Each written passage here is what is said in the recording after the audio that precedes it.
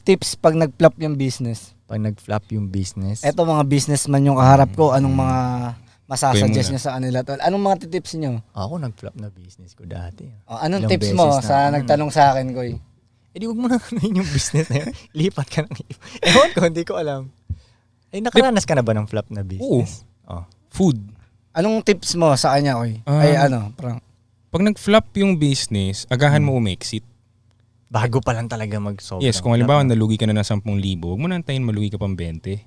Paano pag ano? Pag syempre, Shut it down. paano pag syempre, di ba minsan malugi ka talaga? Alangan naman tingnan mo, ay lugi agad. Exit na. Minsan may lugi talaga. tapos lugi ka muna sa umpisa.